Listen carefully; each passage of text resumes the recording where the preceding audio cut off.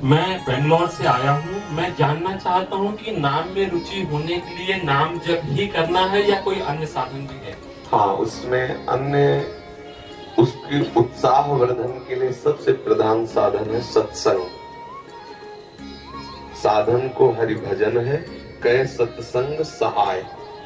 जैसे हमें किसी मार्ग में चलना होता है तो पहले मार्ग बताने वाला हमें चाहिए। जहां हमें चलना है हमें उसकी जानकारी के साथ हमें उत्साह वर्धन करने वाला चाहिए, फिर हमें चलने के लिए सामर्थ्य चाहिए। सत्संग हमें उत्साह वर्धन कराता है। सत्संग हमें भगवान के अद्भुत अद्भुत करुणा में लीला चरित्रों का ज्ञान कराता है। साधु समागम से हमारे हृदय में भगवान नाम रूपी धन के प्रति महत्व बुद्धि होती है। पहला सबसे सावधानी की आवश्यकता है कि कुसंग त्याग करके सत्संग करें। दूसरी सावधानी की आवश्यकता है भोजन। अगर आप यहाँ सत्संग के और गंदे विचार वालों का संग किया, अभिमानी जनों का संग किया, तो इसका रंग नहीं चढ़ेगा, क्योंकि बहुत जन्मों से हम उसी कुसंग में पड़े रहे। अगर कुसंग ना होता तो हमारे हृदय में भगवत प्रीति उदय हो गई होती। ये पहचान है, कुसंग की पहचान है। नाना प्रकार की दुर्वासनाएं, शरीर भोग आदि के लिए हमारे हृदय में लालसा होना, वो है। इसका मतलब बहुत समय से कुसंग होता रहा है।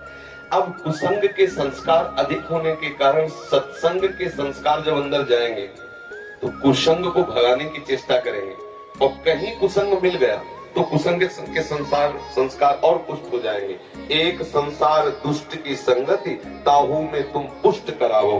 विनती करो सकल धर्मिंसो, धर्मी हुए जिन नाम धराओ। कर सेवक जी करे वैसे संसार में दुष्ट स्वभाव की बढ़ोतरी है, और यदि तुम दुष्ट स्वभाव वाले लोगों से मिलते रहे तो तुम्हारा दुष्ट स्वभाव पुष्ट हो जाएगा। फिर आप दीक्षा लेने के बाद भी प्रेम रस का अनुभव नहीं कर पाएंगे। तो हमारा संग पहले ठीक हो, कुसंग का त्याग करके सत्संग करे। और फिर दूसरी बात, आहार शुद्ध हो। आहार शुद्धि सत्य शुद्धि, अर्थात हमारा आहार शुद्ध हुआ तो हमारा मन शुद्ध हो। ऐसे ग्रामीण भाषाओं में कहते हैं, जैसा खाओ अन्न वैसा बने मन, जैसा पियो पानी वैसी बने वाणी। ऐसे गांव में भी ऐसे चर्चाएं होती है। तो हमारा अन्न ठीक होना चाहिए, भोजन ठीक होना चाहिए। सात्विक भोजन भगवान को अर्पित करके, प्रियालाल को अर्पित करके पाया जाए। साधु समागम किया जाए, शास्त्रों का स्वाध्याय किया जाए।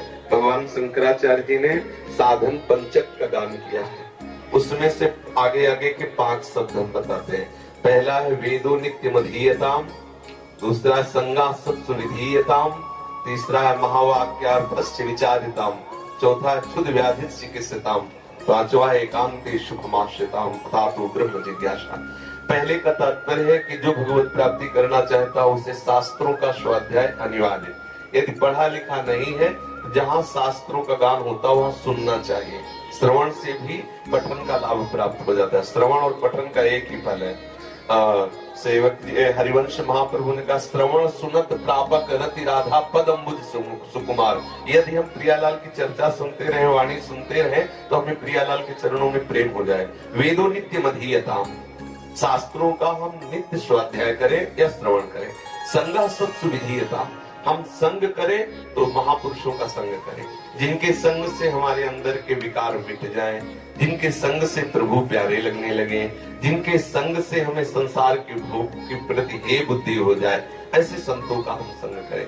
और महावाक्यार्थस्य विचारिताम, जो महापुरुषों ने अनुभव किया है, वो जो वचन बोलते हैं, वैसे यहाँ महावाक्य का तात्पर्य तो अहम ब्रह्मास्मादि से है, लेकिन हम उसको इस रूप में लेते हैं कि जो संत महापुरुषों ने जीवन में अनुभव करके और वो शास्त्रों का सार वाक्य बोलते हैं, विचारिताम, वाक्यार्थस्य विचारिताम, हम उनके वाक्यों के अर्थ का विचार करें। जो संत जब कहते हैं हम उस विचार में डूबे, उसे आचरण में उतारे। फिर बात कही, क्षुद्र व्याधि चिकित्सिताम, क्षुधा रूपी व्याधि की चिकित्सा करें। देखो कैसी बात है, चिकित्सा औषधि रूप में होती है। भिक्षान्नम औषधम, यदि वैरागी है तो भिक्षा का अन्न, और गृहस्थी है तो सत धर्म से कमाए हुए धन के द्वारा भगवद अर्पित करके अतिथि साधु सेवा करके फिर अपने उदर का पोषण करें। एकांत सुखमास्यताम, अपनी दिनचर्या में कुछ ऐसा समय होना चाहिए कि एकांत में बैठ करके हम अपने आराध्य देव का बिल्कुल व्यवस्थित चित्त होकर के चिंतन करें। व्यग्र चित्त होकर नहीं, शांत चित्त होकर प्रभु का चिंतन, ऐसी दिनचर्या होनी चाहिए। अगर ऐसी दिनचर्या है तो नाम में रुचि हो जाएगी। खान पान ठीक हो, संग ठीक हो, विचार ठीक हो, आचरण ठीक हो, तो रोज नाम में उत्साह बढ़ता चला जाएगा। अब एक मटकी में चाहे जितना पानी भरो, थोड़ा सा छेद कर दो तो भरेगी नहीं, खाली होती चली जाएगी। ऐसे ही अगर थोड़े से गंदे आचरण, थोड़ा सा असाधन, तो हम नाम जब करते हो भरता नहीं है नाम का भाव, वो धीरे धीरे निकलता रहता है। बहुत समय व्यतीत हो जाता है, फिर हमें अश्रद्धा होने लगती है कि यार नाम जपने से कुछ लाभ तो मिला नहीं, अभी वही विकार बने हैं, अभी वही वासना है। सुनते थे नाम में आनंद मिलता है, लेकिन आनंद तो मिला नहीं। नाम आनंद में है, पर उसके साथ जो हमें परहेज करना है वो हम कर जाए तो बहुत जल्दी लाभ प्राप्त हो जाएगा। धीरे धीरे धीरे धीरे नाम का प्रभाव ऐसा चढ़ेगा कि जिह्वा को और कुछ अच्छा ही नहीं लगेगा। ये जो सप्तदश आदि व्यंजन है बिल्कुल अच्छा नहीं लगेगा। देखो, जिसको सांप काटता है ना गाँव में, उसे नीम की पत्ती खवाई जाती है, पहचान करने के लिए जहर चढ़ गया कि नहीं।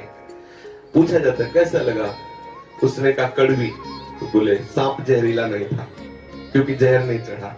और अगर उसने बोला कि नीम की पत्ती मीठी, तो बोले बस सांप का जहर चढ़ गया। संसार कैसा, दुख खा ले हम, बोले नहीं मुझे सुखी ले, सुखमय लग रहा है, बोले जहर चढ़ गया। ये काल रूपी सर्प का जहर चढ़ गया, क्योंकि विषय मुझे जो दुख देने वाले वो सुखमय लग रहे हैं। अब झाड़ने फूकने वाले अपना मंत्र शुरू कर देते हैं। संत महात्मा है झाड़ने फूकने वाले, उपदेश दे के, मंत्र दे करके उसके विष को उतारते हैं, और जब तक वो विष नहीं उतरता तब तक उसे नीम मीठी लगती है। जब तक तुम्हें संसार के भोग अच्छे लगने लगे, अच्छे लग रहे हैं, तो समझ लो अभी जहर उतर नहीं रहा है।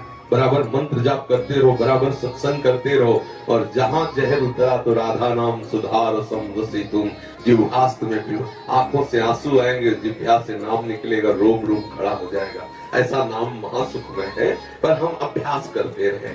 जिन संतों को स्वाद मिला नाच नाच करके जगत को पावन कर दिया, हरि यश गा करके, इसलिए नाम जापक को चाहिए कि भोजन और संग दो पर दृष्टि रखे।